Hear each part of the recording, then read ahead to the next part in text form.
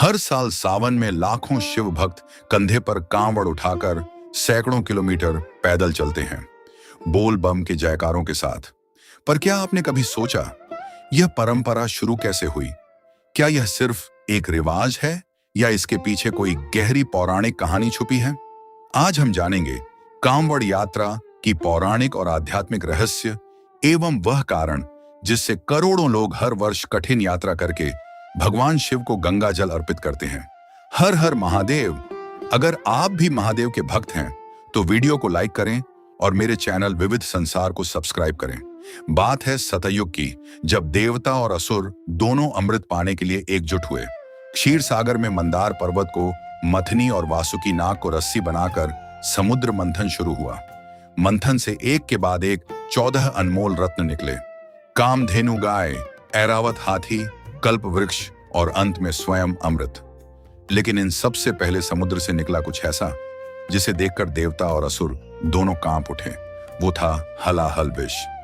ये विष इतना भयंकर था कि इसकी एक बूंद पूरी सृष्टि को भस्म कर सकती थी। देवता और असुर दोनों भयभीत होकर भागे। तब सारे देवताओं ने मिलकर भगवान शिव की शरण ली। सृष्टि की रक्षा के लिए महादेव ने वह हलाहल विष अपने हाथों में लिया और बिना किसी हिचकिचाहट के पी लिया। लेकिन माता पार्वती ने विष को शिव जी के पेट में जाने से रोक लिया। अपने हाथों से उनका कंठ दबा दिया। विष कंठ में ही रुक गया और इसी वजह से भगवान शिव का गला नीला पड़ गया।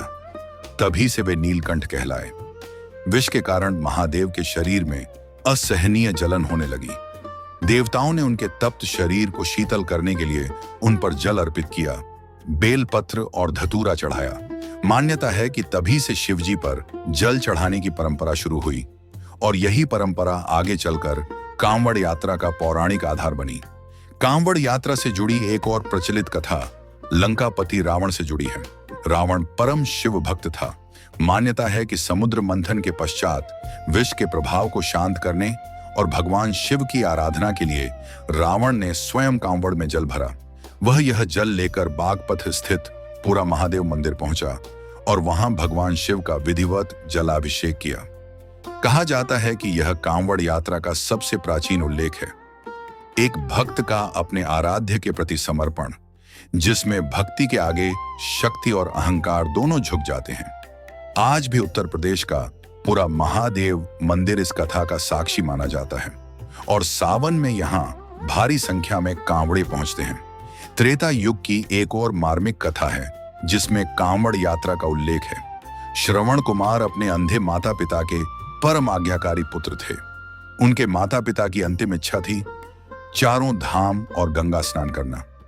श्रवण कुमार ने एक बांस की कांवड़ बनाई, दोनों सिरों पर टोकरी बांधी और उसमें अपने माता पिता को बिठाकर कंधे पर उठा लिया। फिर वे सैकड़ों मील पैदल चलकर हरिद्वार पहुंचे, अपने माता पिता को गंगा स्नान कराया। वापसी में वे अपने साथ गंगा जल भी लाए, जिससे उन्होंने शिवलिंग का अभिषेक किया।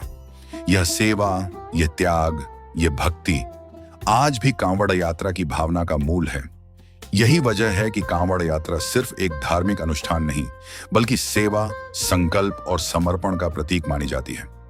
इसी कारण आज भी उत्तर प्रदेश, उत्तराखंड, हरियाणा, दिल्ली, बिहार और झारखंड जैसे राज्यों में लाखों कांवड़िए हरिद्वार, गंगोत्री, गौमुख, ऋषिकेश और सुल्तानगंज, वाराणसी से गंगा जल भरकर अपने अपने शिव मंदिरों की ओर कूच करते हैं।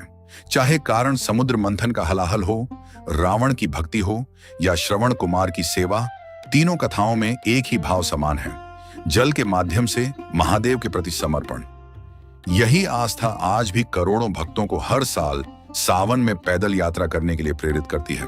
तो यह थी कांवड़ यात्रा की 3 प्रमुख पौराणिक कथाएं, समुद्र मंथन, रावण की भक्ति और श्रवण कुमार की सेवा।